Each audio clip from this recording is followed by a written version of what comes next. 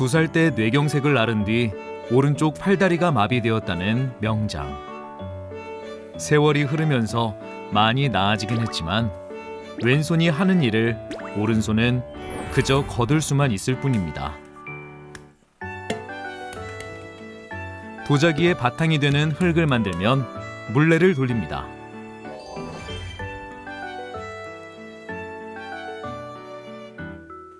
이제 내려가지고 흙을 단단하게 만드는 거예요.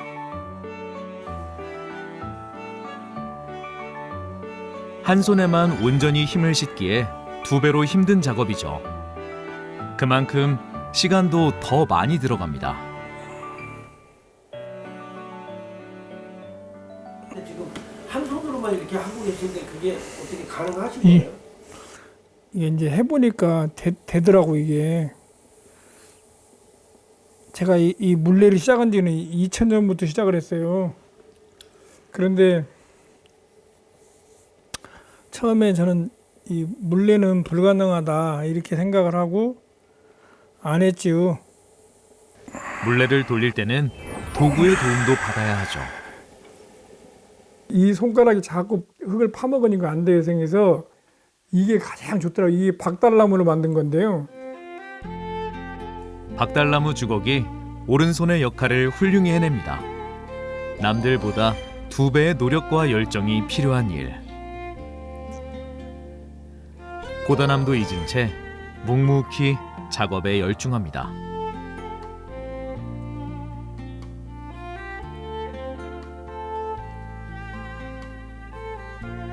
명장의 작품들은 보름달을 닮은 백자 달 항아리에서부터 빗방울이 떨어지는 듯 빼곡한 점선이 가득한 문양, 사람의 마음을 훔쳐간다는 붉은 빛의 도자기까지 한 폭의 동양화처럼 운치와 기품이 넘칩니다.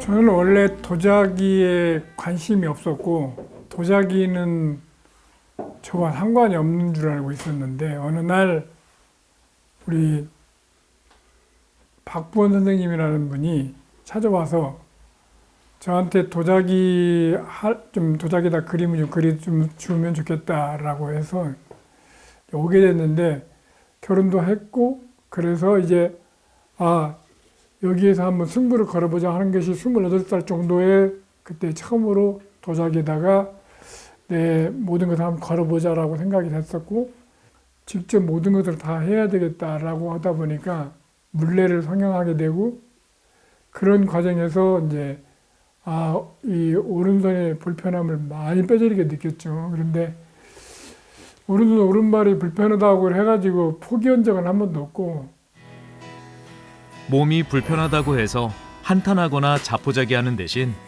더더욱 혼신의 힘을 쏟은 지난 세월. 그렇다면 어떤 부분에 가장 힘을 실었을까요? 그 중심을 잡기 위한 연습을 많이 하는 것이죠. 그래서 그렇다고 가지고 제가 이게 빤뜨되기 잘 됐으니까 괜찮다 이건 아니고 처음에는 작품 모양이 안 나와서 조금은 이게 내가 한계인가 보다 했는데 두 손으로 하는 사람들은 어느 정도 잡으면 중심이 잘 잡히는데 저같이 한 손으로 하는 사람은 완벽한 중심이 안 잡히면 뚫을 수가 없어요. 남들이 볼 때는 평범하고 하찮은 일도 명장에게는 온 힘을 기울여야 하는 몸짓입니다. 근데 이 작품이 이렇게 바뀌는 거 이걸 완전히 굳게 되면 이런 작품으로 될 거예요. 흐릿한 빗방울과 연꽃이 선명하고 오롯하게 살아납니다. 회화를 바탕으로 분청과 백자 작품 제작의 독보적인 존재로 인정받는 권영배 명장. 이번에 그가 보여줄 것은 백자입니다.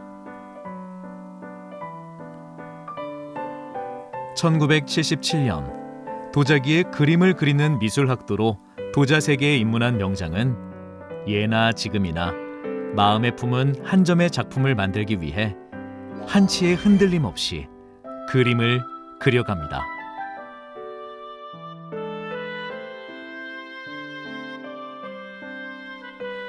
그런데 명장님, 지금은 뭘 그리는 건가요?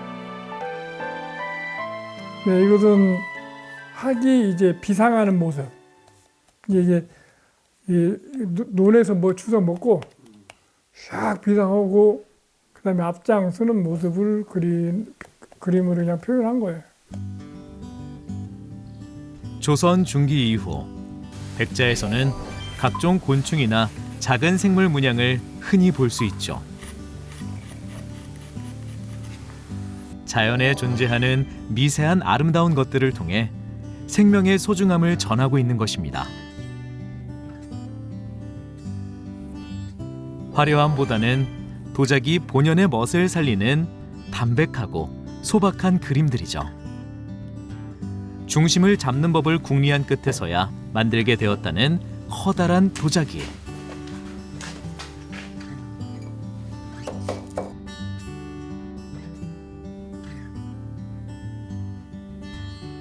간결한 붓질로 그림을 그려넣는 과정이 이어집니다.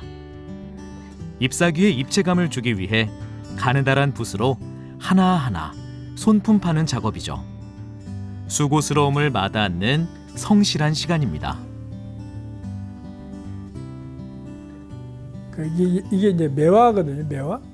이 매화인데 이 돌로 눌린 것을 표현한 거예요. 이게 돌로 눌린 표현인데 거기에 이제 대나무가 있는데 대나무 줄기에 이렇게 민맥이 쭉 있더라고요.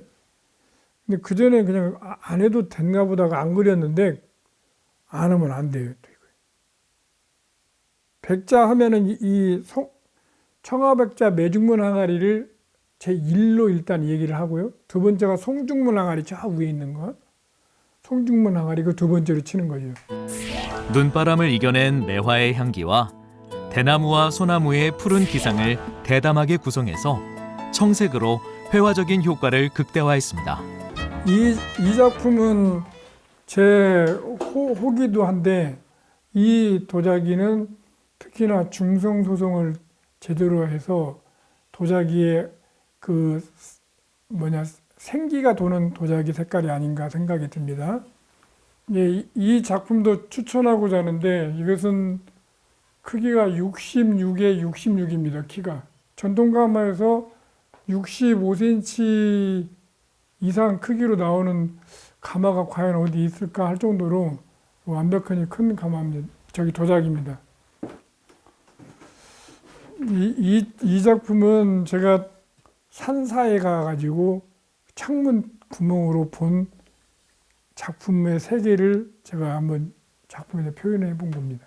이 부분을 사람들은 색을 안 칠한 거 아니냐 그런데 그게 아니고 불 때문에 불이 만들어서 없어진 자국이거든요. 열매가 익으면 항상 다 모든 작품들이 전부 다 이렇게 고개를 숙이는데 유일하게 안 꺾이지 않는 게 볼입니다. 고개를 숙이지 않는. 그래서 강인한 그 특징을 보여주는 작품이어서 제가 이 작품을 주로 많이 하고 또 좋아합니다. 제가 작품 하나를 꼭 소개하고 싶은 것이 이 작품입니다. 왠지 잉어 한 마리가 물을 싹 헤치고 나오는 것 그런 효과를 낸 이 불에서 만들어서 그림을 그려줬습니다. 그래서 이 작품을 추천하는 것입니다. 명장이 솜씨를 다해 공들여 만든 간결하고 독특하면서도 품격 있는 작품들. 단 한 점이라도 명품 도자기를 만들겠다는 일념이 빚어낸 것입니다.